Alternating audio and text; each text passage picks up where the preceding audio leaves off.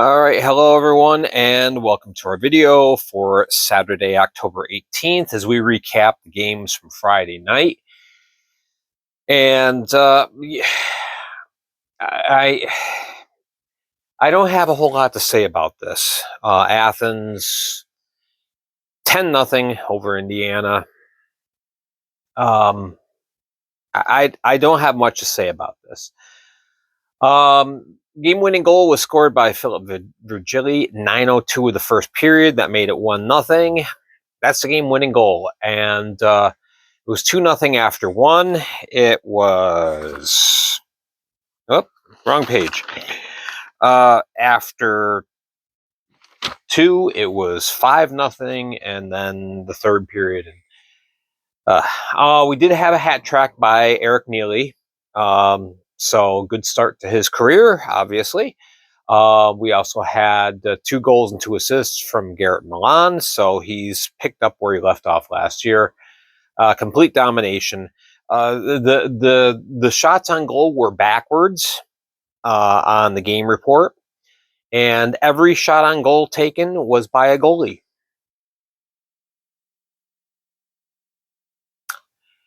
All right, so Sommerfeld, he started the game, played the first period. He was one of the brighter spots for Indiana. Stopped 20 of 22. And Raul Sharma came in. It wasn't his night. So Carter McPhail, he ends up getting a shutout in his first game as a pro.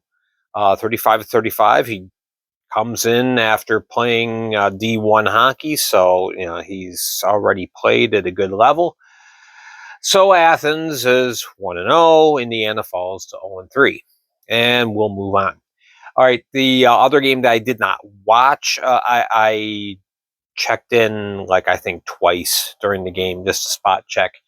But yeah, Twin City, not a good start for them. Well, they didn't play poorly. It was just one little stretch in the second period where it was where Twin City was up, and then PeeDee ends up scoring 4 goals in a row. 3 of them came within a 3-minute and 21-second span in the second period, and they really took over. And it was the Marcinkevis Brothers. Dominic had 2 goals. Excuse me, no, he had 3 goals. He had a hattie and 2 assists. Adding to that, Patrick Marcinkevis, he had a goal and 2 assists as well. So the Marcinkevis Brothers really laid on a beating on Twin Cities. Between them, 8 points. Crowd of 27-23 on hand. It was Boris Babic returning.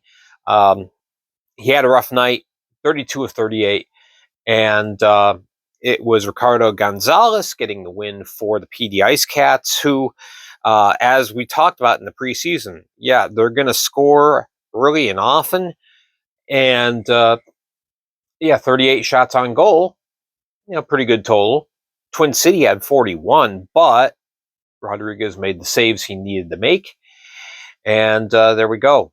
Shots were pretty even, but Twin City loses to PeeDee. So PeeDee is 2-0-1 in first place. Twin City gets off to an 0-1 start. This will be the first game tonight between these two teams. Start time is 6:05 Eastern. I like early starts. We'll leave that thought for later on. All right, so the games that I did watch and observe.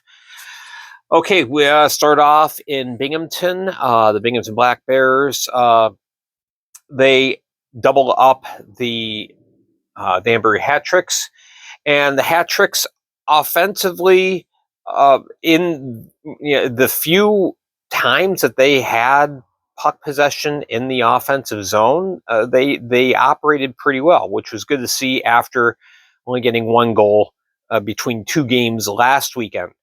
So they put 3 past Connor McAnanima on just 13 shots. That was the thing, is the defense was smothering. Shots are 50 to 13. The third period was the best for Danbury. They got 6 shots on goal in that period. Johnny Ruiz ends up, doing Johnny Ruiz things, power play goal and assist. So far, if I've noticed a weakness with the Binghamton Black Bears, it is their penalty kill. It just seems like they just haven't figured it out yet, and other teams are able to find the net, especially on the power play opportunity. We had Kyle Penton playing his second game of the year, coming up on the short end once again, but it's hard to to have good stats when the team, when you're facing 50 shots on goal. Well, 49, he was off ice for the one. There was an extra attacker, but there was the breakout game for Ivan Bondarenko. We kind of expected that. He's played the last couple of years in Pensacola, a very good player. So we had 2 goals and assists by him.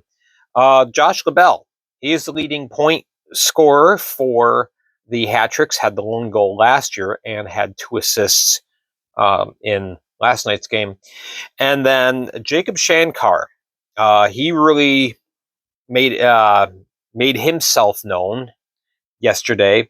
3 assists, and also got into a fight after there was a boarding incident. Not an egregious boarding incident, but he stuck up for his teammate and got into a little scrum. And the crowd likes seeing that. Pretty good crowd, 37-13 on hand. But yeah, the story of this game was the shot on goal differential. It's being held to 13 shots on goal.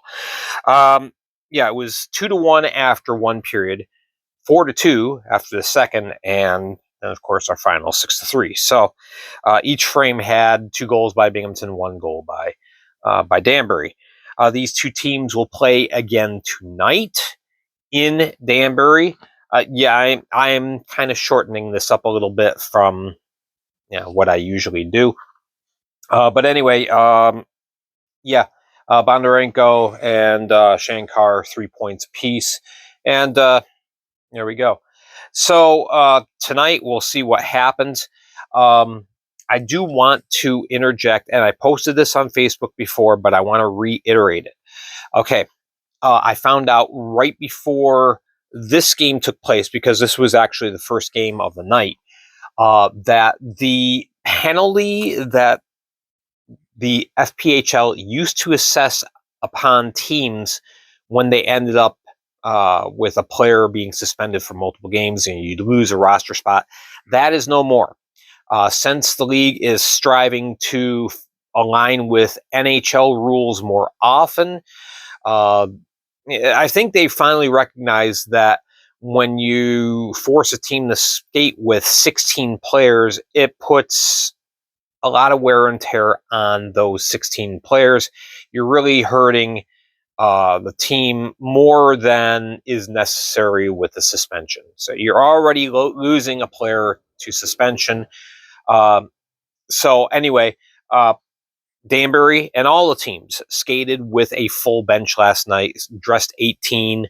And I like that. I am very glad that the penalty for suspensions is over. So, that is a good thing to see, a good positive direction. The Board of Governors, I think, said we got to get rid of that. It's not worth it. So, all right, let's move on to the upset of the night. Watertown goes into Port Huron, and this game was pretty tight early on. We went through the first period, tied up 1. And Watertown looking pretty good, skating well. The thing that really struck out to me is they were able to use their speed, get to the outside edge, and really push the pace of the puck. And kind of took Port Huron aback a little bit. The second period, Port Huron tried to slow things down by mucking it up. We had 60 minutes in penalties in the second period. 39 of them belonged to Port Huron. That hurt them a lot more than it helped them. Watertown basically absorbed the blows, so to speak, and ran away with a win. I think Port Huron literally tired themselves out with the extracurriculars, and then when it came down to crunch time, the third period, Watertown just took off. So it was tied up at 1, as we said in the first period. Quinn Chevers gets the first goal for Watertown. Didn't play last week, but he was ready to go for last night. Jamie Brussel did answer just like a minute 9 later. Banks home a rebound to tie things up. But then in the second period, it was Brad Ryder scoring on the power play. And more than anything, that goal really set the tone for the rest of the game, because then Port Huron recognized we're not getting to the puck fast enough. And so let's slow things down. Let's clog things up. Let's try and get Watertown into a tit for tat. And it just didn't work. Watertown just really seemed energized last night. So third period, it's 2-1. That's not bad. Igor Filipov scores 138, and then 4 minutes. I want to talk a minute about this goal. There was a very lengthy delay after this goal was scored, because as Darian Benchich scored with a shot from the perimeter, it looked like perhaps Filipov, who was down by the crease, may have interfered with Reed Cooper's glove. So, they went, looked at the play, looked at it very closely, looked at it numerous times, ended up saying there is no video evidence to support that Filipov interfered with Cooper's ability to make a save. The goal stands. All right. It was interesting. Devin Dobick, for the Breakers, the play-by-play guy, even though he had nothing to do with this game, he made an interesting observation last night. He said the longer that a replay goes on, the more likely it is to be overturned. And that's true. However, in this case, the call did stand. So with the Watertown goal. So 4-1 at this point. Port Huron climbs back into it. 5:39. Nick Favreau scores, and then 8:15. It's Ryan Gill on the power play. He had 2 shots in a matter of like 5 seconds, and gets puts a home on his second attempt. And then Filipov scores an empty netter. At 15:48, Port Huron had pulled their goalie kind of early. It was already 5-2, so why not? And almost immediately, Watertown found the net. So there you go. 6-2 is your final score. Great crowd on hand. 25-17. Port Huron only seats about 2,800. So this place was rocking. Unfortunately, not the home opener that the Prowlers had hoped for. So these two teams, again, will play tonight in a rematch. Watertown is now 1-1, and Port Huron falls to 2-1. So next game, Columbus and Blue Ridge, and this was a very interesting game. I expected that this game was going to be close, but this was really a battle without things getting ugly. And that's the kind of battle that you like to see. You like to see two teams really grinding it out, with positive hockey moves and hockey plays, it looked like these two teams were on an even keel. And it was just at the end that Blue Ridge pulled away. So, yeah, nice opening win for the Bobcats. They're slightly outshot, but this game was really interesting. A lot of shots. Yeah, there was a lot of physicality, again, without it getting ugly. It was really something. Good game to watch. So we had Trevor Babin. He didn't have a good weekend last weekend. He was trying to redeem himself. Anthony Shrum. This was the story of the game. Anthony Shrum turned in a magical performance. And I know that McPhail got a shutout, but I think the best goaltender performance of the night was Shrum. Now, I'm a little biased saying that because I did not watch this game. I just checked in a couple times real quick, maybe watched a total of 5 minutes worth of this game. So I can't say I watched this game. This game, I watched the whole thing. Shrum was spectacular, and the longer that the game went on, the better he got. It was phenomenal saves. So in the first period, it was Loic Palouf scoring first. He puts Columbus up just 3:05 in. If there's one goal that Shrum probably wanted back, it was that one. He didn't play it badly. It just, he got beat. But yeah, he probably could have made the save.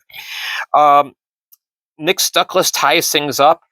First assist by Nikita Kazarev, who was highly advertised, highly sought out, and the Bobcats were the team that ended up landing Kazarev, so he had himself a real nice game as well. Had a couple of assists last night. So 1-1 at the end of one. In the second period, a lot of back and forth. And Josh Colton scores on the power play, makes it 2-1 Columbus.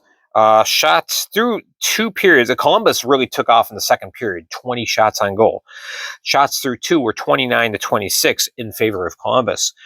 And then the third period happened, and Michael Mercurio scores almost immediately, 16 seconds in. This was on a shorthanded opportunity.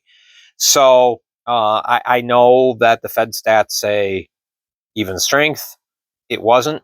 It was shorthanded. Michael Mercurio scores then, ties things up. And then we get to a power play situation for the Bobcats 13 minutes in. It's Justin Daly scoring. The place erupted. 1837 on hand, a very loud 1837. I think that's the loudest I have heard a crowd at the Hitachi Energy Center. There was a lot of noise there. At the end of the game, we had Michael Mercurio scoring into the empty net. No sooner did Babin leave the crease for the extra attacker than Blue Ridge, they get the puck up, they advance it to Mercurio, who was deceptively cherry picking. That sounds negative. He was where he needed to be. Gets a long range pass, tucks it home. And that was at 19:05. That made it 4-2, and that's the way the game ended. So, Columbus now, a second game in a row they've lost in regulation. Blue Ridge gets off to the start that they wanted to get to. Then we get to the nightcap, and when I say nightcap, it was night. It was very night by the end of the game. Biloxi comes into Topeka, looking to improve on their performance that they had in Monroe last week. They came up on the short end. Excuse me. Didn't go the way they wanted to, but what a game. The game started very late because Topeka wanted to get the crowd in there. There was a huge response. 67-12. If you remember the 4 games that took place in Topeka last year, they were regular season games, but they were exhibition games for Topeka. They each drew a little over 3,000. 67-12, the crowd last night. So the game was pushed back. They pushed back the start. It was supposed to be 8:05 Eastern, then it became 8:35. By the time they actually got through the ceremonies and actually dropped the puck, it was 8:45. I hope Topeka figures out how to get fans into the building faster than 2 hours. Yeah, it's great that there was a great crowd. It was great to see the upper bowl mostly full, the lower bowl completely full. It was great to see that, but we need to speed up the process a little bit, and I'm hoping that Topeka, as they kind of acclimate to pro hockey once again, get things going with the staff. I am hoping they figure this out so we can start games on time, because ending a game a little past midnight is just, it's too late. Nonetheless, Topeka played their game, which is a lot of bash and crash, a lot of rough and tumble. And early on, they used their speed to start off with, and got on the board first. It was Tom Murphy getting on the board first at 5:10. Great goal. He breaks away and puts it past Elwha Bouchard. 1-0. 12:11. TJ Sneath scores on another odd man rush. The Breakers get on the board late in the period with power play goal by Cole Crowder, 16:51. So it's 2-1 at the end of one. Shots are 11-9, and there was a lot of speed in that first period, and then Topeka decided, let's slow down the pace. Let's take control of this game. Let's get up our physicality a little bit. We gave up a few too many opportunities, and it worked. It worked for them, and then they were able to capitalize on their opportunities. It was Thomas Murphy scoring again, 10:02 of the second period. Elijah Wilson scores right at the end of the period, 19:21. It's those goals that you give up in the last minute that really just kind of a dagger to the heart. He scores on the power play, makes it 4-1 at that point. Shots were even 8-8 aside, so it was 21-17 in favor of Topeka after two. Third period, really got physical. Little more than I would have liked. I think there's a balance. There's definitely a balance, and I think the line was crossed, not egregiously. I don't think it was a goon fest or anything like that, but Topeka kind of pushed the envelope a little bit, and it paid off for them. So they're going to keep playing that game. Anyway. It was you have Dokimov scoring early on the power play, 57 seconds in. So that point, it made it 4-2, and that's when Topeka said, "Yeah, we want to get more physical. We want to dictate the pace," and they did. You had an empty net goal by Scotty Koash at 18:32 to close things out. 5-2 win by Topeka, who is atop of the Empire Division with 9 points, 3 wins. Biloxi falls to 0-2. Shots on goal. Biloxi really kind of turned things up in the third period, out shooting. Wow, that math isn't right. Okay, so it was 11-9 in favor of Biloxi in that period. Total 30-26. But good game. And again, it was great to see the crowd. Always great to see a full barn. I just hope that things get more efficient off the ice, so we can enjoy things on the ice. All right, so that is it. That's our recaps for today. Now tonight, all these teams are back in action. Again, this is in Danbury, rather than Binghamton. So you switch the venue. And then you also have the Zydeco playing the Moccasins tonight. That promises to be another game which the Moccasins have a lot of surprises on the ice, not just with the hockey, but with the entertainment, before the game and all this kind of stuff. They're really trying to go Vegas, so to speak, with a lot of the entertainment just takes place in the arena itself. So looking forward to seeing that. So there we go. That's our recaps. Thank you for watching. Make sure to hit like and subscribe. Make sure you're tuned into my Facebook page. That's where, as the news happens, I print it. I'm also on WordPress. I print the WordPress articles on Facebook. Thank you to all 4,000 followers now. I really appreciate it. We will catch you again tomorrow. Have yourselves a great Saturday, and take care.